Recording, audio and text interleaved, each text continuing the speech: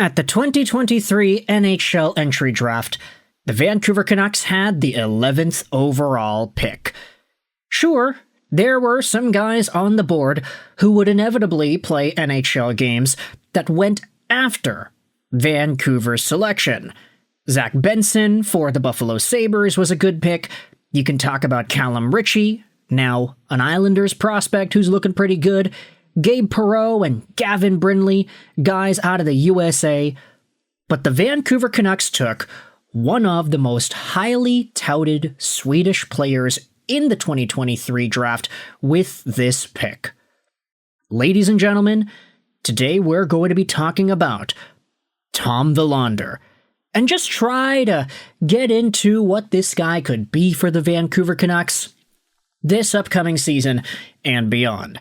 This isn't necessarily a quote-unquote scouting report video, as it is more just a normal conversation, using some of the things we've talked about in the past and hypothesizing how they could come into play now.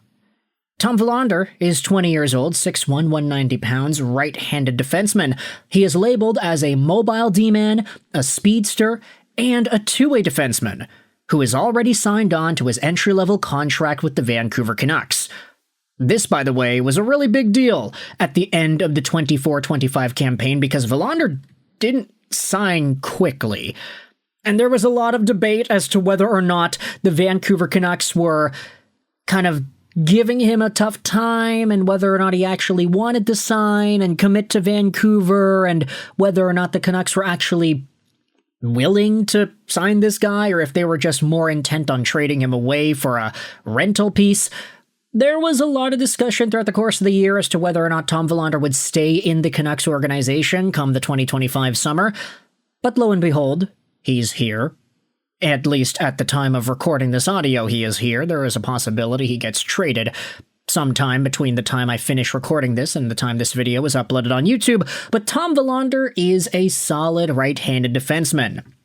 And if you take a look at the Elite Prospects 2023 draft guide, they had Tom Willander as somewhat of a Dmitry Orlov, Mikey Anderson type deal. Of course, that's not the comparison that you saw in the title and the thumbnail of this video. Let's just continue on with this for now. Tom Willander in the most recent season played for the Boston University Terriers in the NCAA, scoring 24 points in 39 games played. He also had 5 points in 7 World Junior games for Team Sweden, and there were always going to be some folks who would bring up the numbers. Hey, Tom Willander is going out there and not scoring as many points as other guys in the NCAA. What's up with that? His junior production with the J20 Regla team wasn't particularly amazing. Like, sure, 25 points in 39 games is not bad, but it's not like top of the line, best defenseman in the league type of territory there. He had 2 games with Regla in his draft-eligible year, which is great because he was an underage player playing in the top pro men's league. But Tom Willander is a lot less about the flashy point production totals and more about his all-round game in every situation, in every zone, in every direction. This was also talked about on the Elite Prospects 2023 draft guide, how this guy has a high motor, he's a play killer for the opposition, and he has really good mobility and evasion skills. Things get a lot more interesting when you have Greg Button going out there and saying this. Shortly after Tom Willander got drafted in 2023, my comparable for him is Charlie McAvoy. His development at BU has been significant and strong. I don't see 4 better defensemen in Sweden for the World Juniors than Tom. This was back in 2023. And 2 years later, Craig Button had another piece of commentary where he said the same thing. This was Button's commentary on Willander in 2025's World Junior Tournament. He's a big-time competitor, and he's going to be a solid two-way player. I have compared him to Charlie McAvoy. He's going to be a significant player for the Canucks for years to come. Let's go over onto what Cam Robinson said as well. This is an article published by Clark Corson on CanucksArmy.com from May 16th, 2025, so this is from a few months ago. But it dives into what Elite Prospects Director of Film Scouting and Prospect Guru Cam Robinson said about Willander on the podcast. The Vancouver Canucks are getting a very cerebral, smooth skating demon on the right side. He's not the biggest, not the fastest, not the most dynamic player. He's not going to wow you with highlight goals or thunderous open ice hits, but nobody had a better stick in college hockey this year.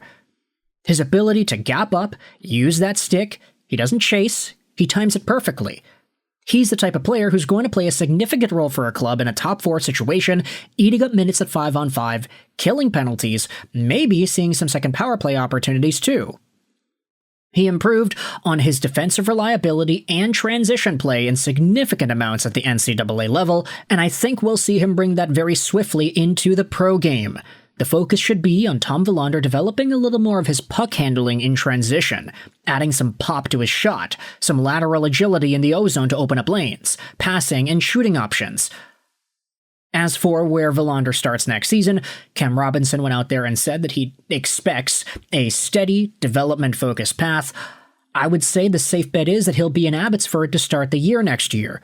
Not to say he doesn't have a fighting chance at taking the third spot on the right side, depending on what the Canucks do in free agency, but it would make the most sense for him to get his feet wet in the American League, play 18 to 20 minutes a night, get those reps in, continue to build on his offensive game while harnessing his defensive side. Robinson also spoke about how Willander wasn't necessarily dominant at the collegiate level, but his progression was clear, and that development is best continued with meaningful minutes in the AHL, not rushed NHL deployment. As the season wears along or as injuries arise, getting him up for a couple of call-ups so he knows and understands what level he needs to get to will be important. He's still a young kid, you have a long runway with this one, and you want to get it right. You don't want to rush him, and you don't want to lose any confidence.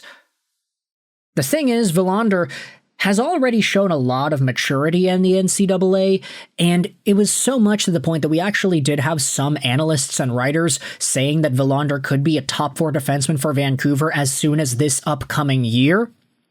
I'm not going to fully buy into that at this point of the year so far, mostly because I think the Canucks' top 5, top 6 is pretty set in stone. You've got Hughes and Hronik, of course. You then have Myers, who is going to be on that second pairing most likely with Marcus Pettersson. Then you've got Forbort and Elias Pettersson. Not to mention Victor Mancini, who could also step in, and then Willander too. There are literally 8 defensemen that the Vancouver Canucks can play on their blue line, and it's very difficult to go out there and say, oh yeah, you're going to toss in Willander to take the top 4 spot over Tyler Myers. If Myers goes down, then one of Forbort or Elias Pettersson ends up leaving the lineup. It's a good problem to have ultimately if Willander is that good. But the question is he going to be able to do that right away?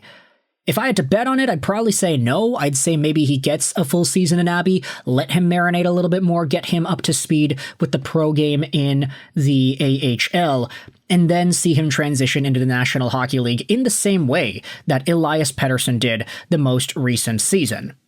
As for the long term, this is where Cam goes out there and talks about the Charlie McAvoy comparisons. Here it is in the article.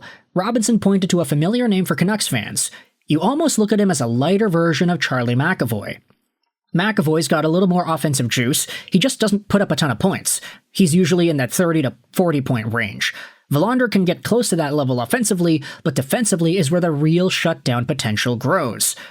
His ultimate ceiling is a complementary first-pairing guy on the right side, someone who can fit in with an offensively inclined left-shot defenseman, which Vancouver has and the best in the world.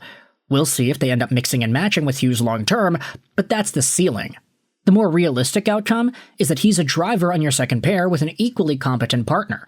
He'd be on your first PK unit, potentially second power play, and logging D-zone starts and all that good stuff at even strength. So, this Cam Robinson interview will be linked in the description. I want you to let me know what you think about it, and what are your thoughts on Tom Willander and his potential heading into the next few seasons? How well do you think he's going to perform in the AHL or NHL this upcoming year? And if he is in the Vancouver Canucks lineup to start the season, who comes out? Let me know your thoughts in the comments section about Tom Willander. I hope you enjoyed this video. And bye.